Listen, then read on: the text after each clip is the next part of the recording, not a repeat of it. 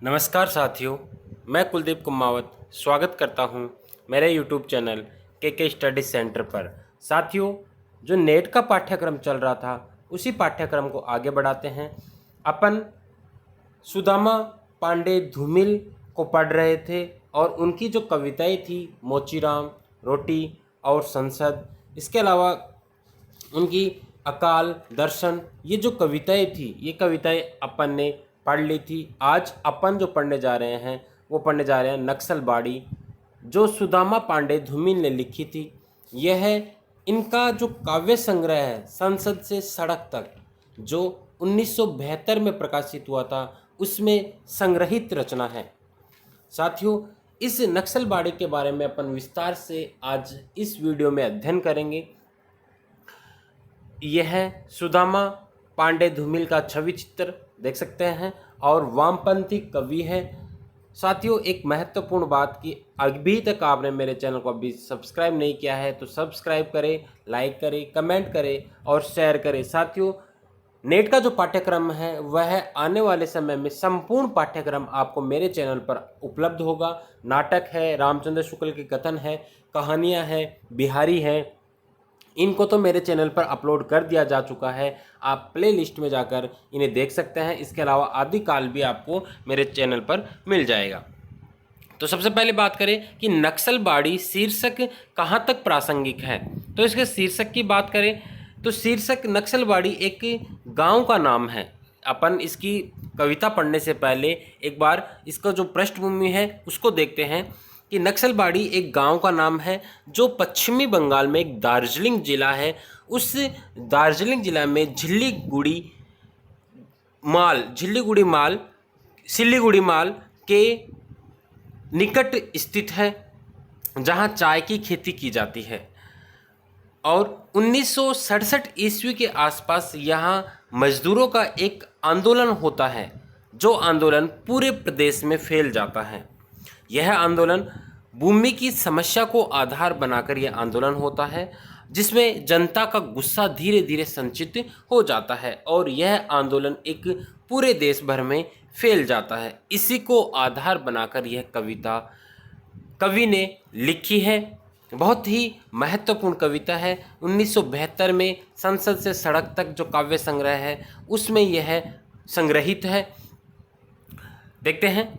सहमति नहीं, यह समकालीन शब्द नहीं है। इसे बालिगों के बीच चालू मत करो। जंगल से जिरह करने के बाद उसके साथियों ने उसे समझाया कि भूख का इलाज नींद के पास है, मगर इस बात से वह सहमत नहीं था। विरोध के लिए सही शब्द टटोलते हुए उसने पाया कि वह अपनी जुबान सहुआइन की जांग पर भूल आया है। फिर भी हकलाते हुए उसने कहा, मुझे अपनी कविताओं के लिए दूसरे प्रजातंत्र की तलाश है। साथियों, ये एक पंक्ति जो है ये बड़ी महत्वपूर्ण है। जो कवि है सुदामा पांडे धूमिल, ये तत्कालीन प्रजातंत्र से नाखुश थे। उन्हें जो प्रजातंत्र के द्वारा जो कार्य किए जा रहे थे वह प्रजातंत्र के जो कार्य उन्हें मंजूर नहीं थे। उसी प्रजातंत्र को त्याग कर नए प्रजातंत्र की स्थापना पर यह विश्वास करते हैं। नए प्रजातंत्र को यह स्थापित करना चाहते हैं। पुराना जो प्रजातंत्र था वह पुराना प्रजातंत्र जनता का प्रतिनिधित्व नहीं कर रहा था, क्योंकि जनता की जो समस्याएं थी, जनता की जो गरीबी, जनता के मध्य में पनप रही जो गरीबी थी, बेरोजगारी थी, इसके अलावा जो भुखमरी थी, वह प्रचुर मात्रा में फैली जा रही थी। लेकिन प्रजातंत्र के पास उसका कोई उसका समाधान नहीं था। नक्सलवादी जो क्या था कि नक्सलवादी क्या था कि नक्सल के अंतर्गत जनता को मूर्ख बनाया जाता है। इस कविता में कवि यह कहना चाहता है कि जब यह आंदोलन हुआ था उससे पहले जनता को मूर्ख बनाया जाता था। जनता को भूख, गरीबी, बेरोजगारी से मुक्त कराने के लिए यह कविता लिखी जाती है। वामपंथी विचारधारा को आधार बनाकर यह कविता लिखी जाती है और प्रतीकात्मक शैली में यह कविता लिखी गई है। इसमें जनता का कोई पक्षधर नहीं है। जनता का अगर कोई पक्षधर है तो वो सिर्फ और सिर्फ कौन है? कवि।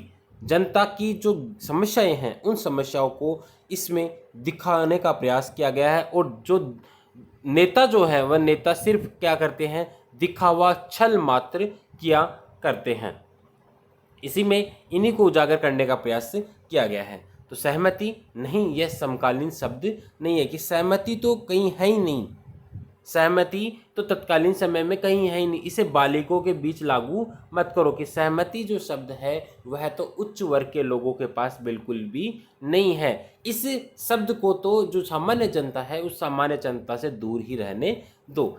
जंगल से जिरह करने के बाद उसके साथियों ने उसे समझाया कि भूख का इलाज नींद के पास है, कि भूखा व्यक्ति जो है, मतलब भूखा व्यक्ति है, उसको क्या चाहिए, खाने के लिए खाना चाहिए, लेकिन भूखे व्यक्ति की ऐसी हालत हो चुकी है कि उसे खाने के लिए कुछ भी नहीं है और भुखमरी जो है अपनी पराकाष्ठा पर है। इसलिए उसका भूख का इलाज तत्कालीन समय में सिर्फ और सिर्फ क्या है, नींद ही है। मगर इस बात से वह सहमत नहीं था। कौन सहमत नहीं था? तत्कालीन जो प्रजातंत्र है वह सहमत नहीं था।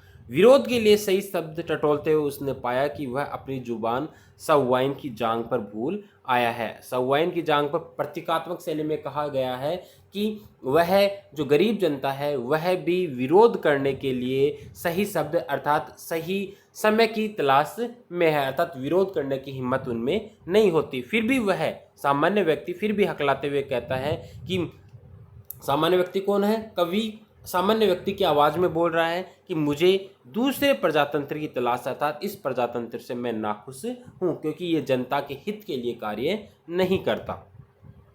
आगे है, सहसा तुम कहोगे और एक दिन पेट के इशारे पर प्रजातंत्र से बाहर आकर वाजिब गुस्से के साथ अपने चेहरे से कूदोगी और अपने ही गुस्से पर गिर पड़ोगी।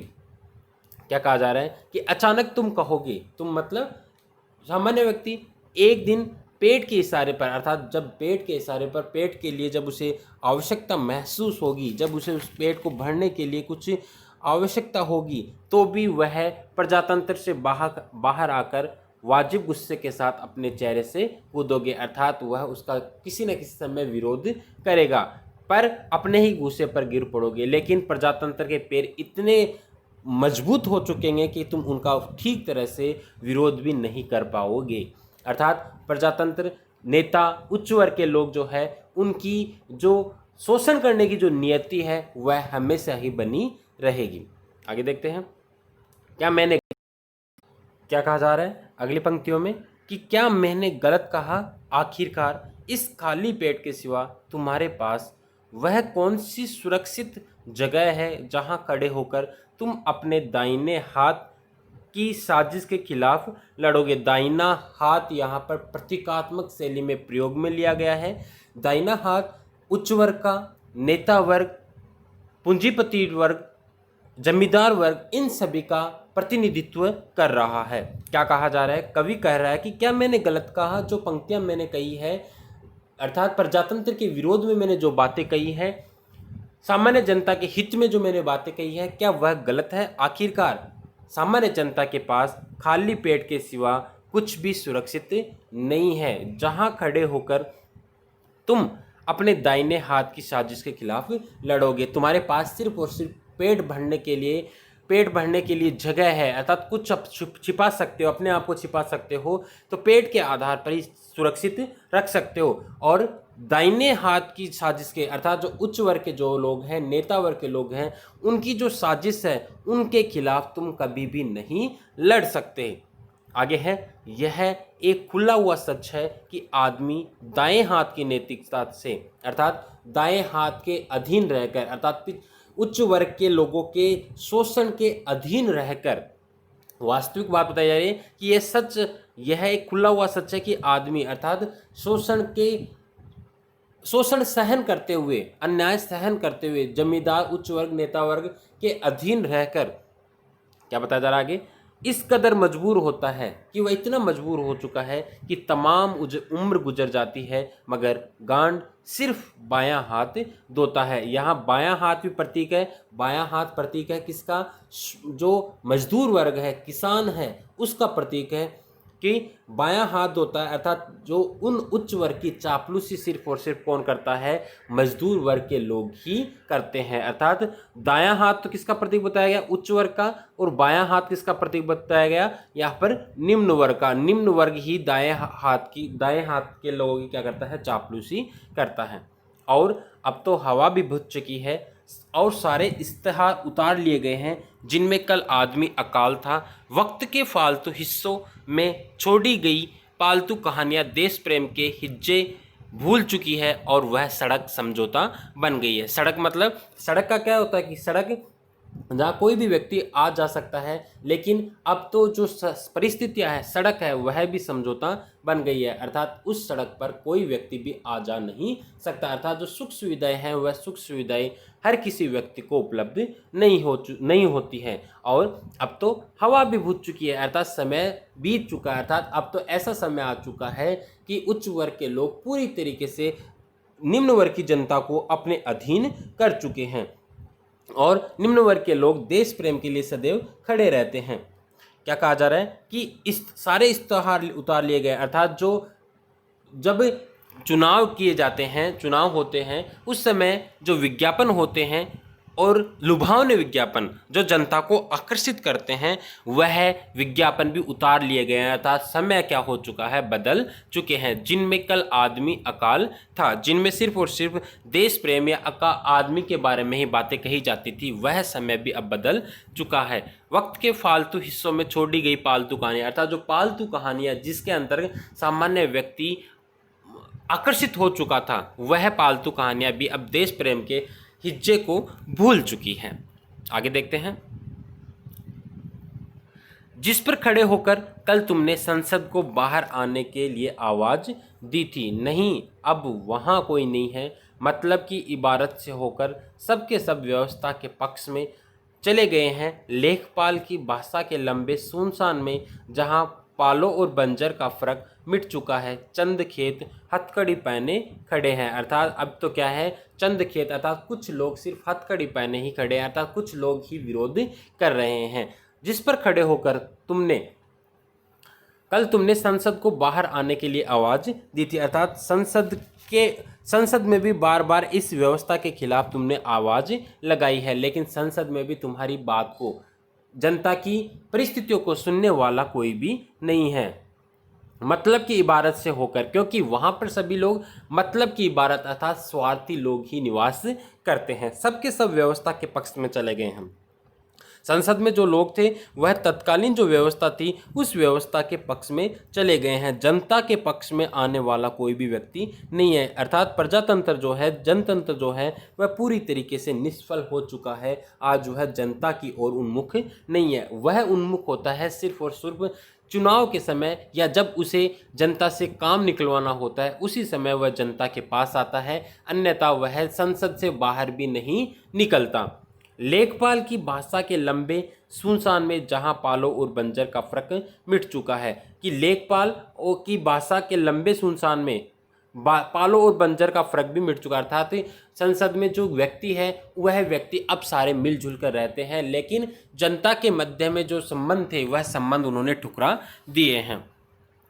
और विपक्ष में सिर्फ कविता है, और विपक्ष में किसी भी पार्टी में एक विपक्ष दल जरूर होता है, और यहाँ पर सिर्फ विपक्ष में कौन है, कविता है, जो कविता सिर्फ आवाज़ लगा रही है। अर्थात विपक्ष सिर्फ आलोचना करके रह जाता है, लेकिन वह कुछ कार्य नहीं कर पाता। उसी तरह कविता भी विपक्ष के रूप में खड़ी है, वह आवाज़ तो लगा रही है, लेकिन उस आवाज़ को सुनने वाला आज कोई भी नहीं है। सिर्फ हज्जाम की खुली हुई किस्मत में एक उस्तरा, हज्जाम की किस्मत में खुली हुई एक उस्तरा चमक रहा है, सिर्फ और सिर्फ, अर्थात मेरी कविता चमक रही है। सिर्फ भंगी का एक झाड़ू हिल रहा है, नागरिकता का हक हलाल करती हुई गंदगी के खिलाफ। यह गंदगी किसका प्रतीक है, वही उच्च वर्ग का, शोषण वर्ग जो शोषण कर रहे हैं उनका, पूंजीपति वर्ग का, जमींदार वर्ग का प्रतीक है। कि उस गंदगी के खिलाफ सिर्फ और सिर्फ कौन आवाज़ उठा रहा है, निम्न वर्ग का व्यक्ति ही आवाज़ उठा रहा है। यह प्रतीकात्मक शैली में भंगी का एक झाड़ू, यह प्रतीकात्मक शैली में ये किसका प्रतीक है, भंगी का एक झाड़ू निम्न वर्ग का प्रतीक बताया जा रहा है। और गंदगी के खिलाफ, किस गंदगी के खिलाफ,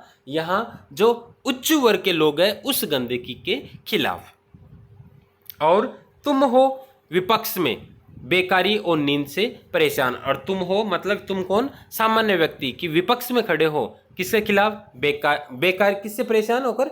बेकारी और नींद से परेशान, अर्थात बेकार है जनता, बेरोजगार है, भूखमरी फैली हुई है, आंखों में नींद नहीं है, खाने को कुछ नहीं है, उससे परेशान होकर जनता परेशान है। और एक जंगल है, मतदान के बाद खून में अंधेरा पछीड़ता हुआ। और एक जंगल है, जंगल प्रकाशित कब था? जब मतदान था, और जब मतदान खत्म हुए तो वहां सिर्फ और सिर्फ खून का अंधेरा, अर्थात वहां सिर्फ जनता का शोषण किया जाता है, खून चूसा जाता है।